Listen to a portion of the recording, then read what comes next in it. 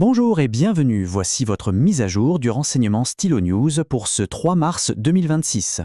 Notre grand titre aujourd'hui, l'expansion du champ de bataille numérique. Nous allons voir comment la convergence entre les cyberopérations menées par des États et l'intelligence artificielle est en train de redéfinir complètement les menaces à l'échelle mondiale. Cette analyse vous est présentée par ProWave AI, les créateurs de la plateforme d'analyse stylo Intelops et de sa version destinée au grand public, Stylo News. Alors, rentrons dans le vif du sujet. Ce qu'on a observé ces 2 dernières semaines, c'est une véritable vague de cyberincidents. Et pas n'importe lesquels. On parle d'attaques coordonnées à l'échelle mondiale qui ont visé des cibles de très haute importance. Plusieurs points chauds définissent le paysage actuel. On pense notamment à cette attaque qui a été déjouée contre les Jeux Olympiques d'hiver de 2026 en Italie. Mais aussi, et c'est très préoccupant, un assaut coordonné contre le réseau énergétique en Pologne. Et ce n'est pas tout, les services ferroviaires allemands ont aussi été perturbés. Bref, tout cela montre bien une escalade dans les tactiques employées.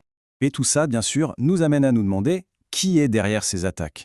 Les services de renseignement pointent vers plusieurs acteurs étatiques, chacun avec sa propre stratégie, sa propre méthode. D'un côté, on retrouve des groupes liés à la Russie, qui semblent privilégier des attaques de perturbation très visibles. D'ailleurs, le ministre italien des Affaires étrangères, Antonio Tajani, a été très clair. Il a directement accusé la Russie d'avoir orchestré les attaques par déni de service. Vous savez, ces fameuses DDoS qui visent à inonder un site web de requêtes pour le paralyser. Il ne s'agit pas d'une seule stratégie, elle est multiforme. D'une part, des attaques de perturbation à fort impact médiatique, menées par des groupes comme NoName 05 sous 77. D'autre part, des assauts bien plus sophistiqués sur des infrastructures critiques, comme ceux attribués au groupe Sandworm. Et en parallèle, on note une augmentation très nette du cyberespionnage. L'objectif derrière tout ça semble assez clair, déstabiliser pour exercer une pression géopolitique. Mais la Russie n'est pas le seul acteur sur ce terrain.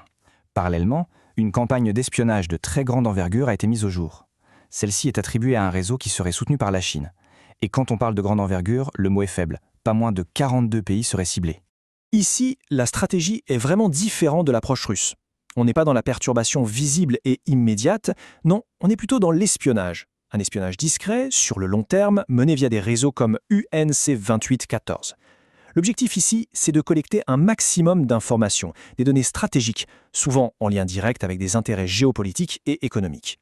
Et au cœur de tous ces événements, il y a un accélérateur technologique majeur, l'intelligence artificielle. Et comme on va le voir, elle joue un double rôle fascinant, celui de l'arme, mais aussi celui du bouclier. Et cette dualité, elle est vraiment frappante.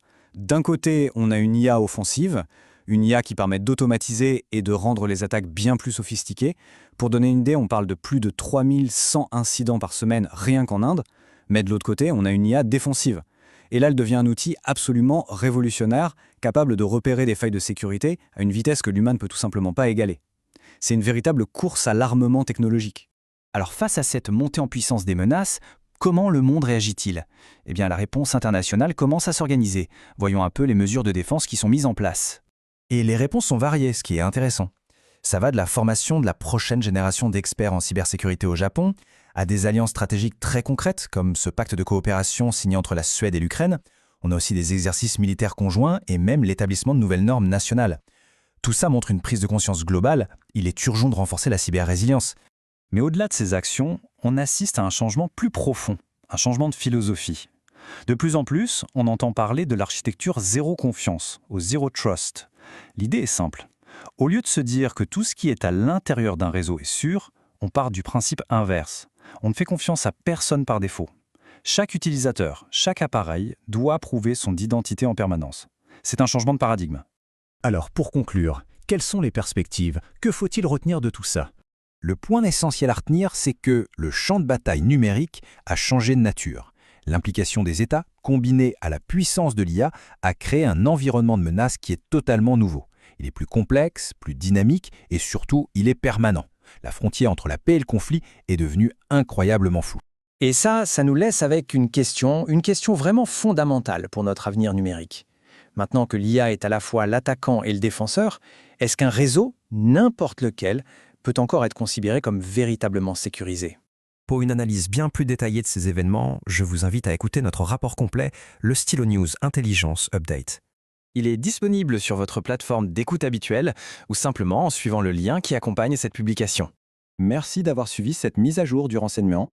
Et pour continuer à vous informer avec une actualité à la demande propulsée par l'IA, n'hésitez pas à vous abonner à Stylo News sur stylonews.com.